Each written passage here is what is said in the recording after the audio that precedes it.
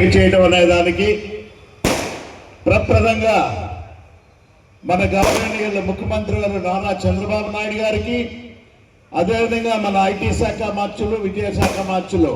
శ్రీ నారా లోకేష్ బాబు గారికి ప్రకాశం జిల్లా తరఫున, ముఖ్యంగా వేదిక నుంచి ఉన్న మంత్రివర్యులు, శాసనసభ్యుల తరఫున వారికి కృతజ్ఞతలు, ధన్యవాదాలు కూడా తెలుపుతూ ఉన్నాం. ఈరోజు ప్రమాణ స్వీకారోత్సవం అంటే వీరయ్య చౌదరి గారు లేకపోయినా చాలా అంగరంగ వైభవంగా ఇవాళ వారి అభిమానులందరూ, ముఖ్యంగా వీరయ్య చౌదరి గారి అభిమానులందరూ ఈరోజు ఇక్కడికి రావటం, ఆయన ఆత్మకి శాంతి జరిగే విధంగా కూడా ఈ కార్యక్రమాన్ని జయప్రదం చేయాలని ఇక్కడికి విచ్చేస్తున్న వారందరికీ కూడా మా కుటుంబం తరఫున ప్రత్యేకంగా హృదయపూర్వక నమస్కారాలు తెలుపుతున్నాను. నేను గౌరవ మంత్రివర్యులు స్వామి గారు ఉన్నారు, అదేవిధంగా గౌరవ స్థానిక శాసనసభ్యులు సోదరులు శ్రీ దామచర్ల జనార్దన్ గారు ఉన్నారు, సంతనూతలపాటు శాసనసభ్యులు బిఎన్ విజయ్ కుమార్ గారు ఉన్నారు, షేక్ రియాజ్ గారు ఉన్నారు, ఊడా చైర్మన్ గారు, అదేవిధంగా తెలుగుదేశం పార్టీ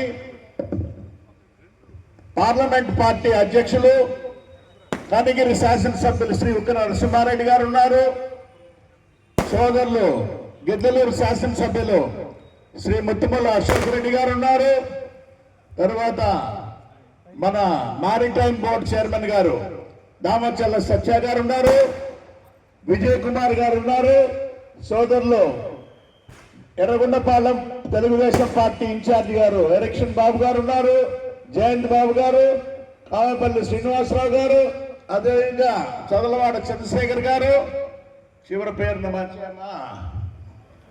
అజయ్ శ్రీకాంత్ గారికి, అదేవిధంగా గ్రంథాలయ రాష్ట్ర చైర్మన్ గారు పెద్దల కోటేశ్వరరావు గారికి, వేదిక నుంచి ఉన్న మున్సిపల్ మేయర్ గారు గంగాడి సుజాత గారికి, తెలుగుదేశం పార్టీ జిల్లా సెక్రటరీ గారు కొట్టారి నాగేశ్వరరావు గారికి, తెలుగుదేశం పార్టీ టౌన్ అధ్యక్షులు మదన్ గారికి, వేదిక నుంచి ఉన్న పెద్దలందరికీ, ముఖ్యంగా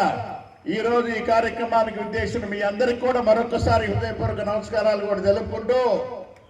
వీరయ్య చౌదరి గారితో మాగుంట కుటుంబం ఎంతో సంతోషంగా సత్సంబంధాలు కూడా ఉండేది. అంటే మా వదినమ్మ గారు, అంటే మా అన్నగారు మరణించిన తర్వాత భారతమ్మ గారు పోటీ చేస్తున్నప్పుడు, అంటే 1996 సంవత్సరంలో నేను చెప్పేది 30 సంవత్సరాల క్రితం, నవ యువకుడు అప్పుడు ఎంతో ఉత్సాహంగా ఆ ఎన్నికల్లో కూడా వాడు పార్టిసిపేట్ చేస్తూ భారతమ్మ గారికి ఏంటంటే ప్రియమైన ఒక సొంత బిడ్డలాగానే ఉండిపోయాడు. ఆ తర్వాత నేను కూడా ఎన్నికల సమయంలో వచ్చినప్పుడు కూడా వీరయ్య చౌదరి గారు ఒకటే, పార్టీలకు అతీతంగా మాగుంట కుటుంబానికి దగ్గరయ్యి వారు చేసిన సహాయం అనేది ఎప్పటికి కూడా మాగుంట కుటుంబం మరిచిపోలేదనేది కూడా మీకు చెప్తున్నాను నేను.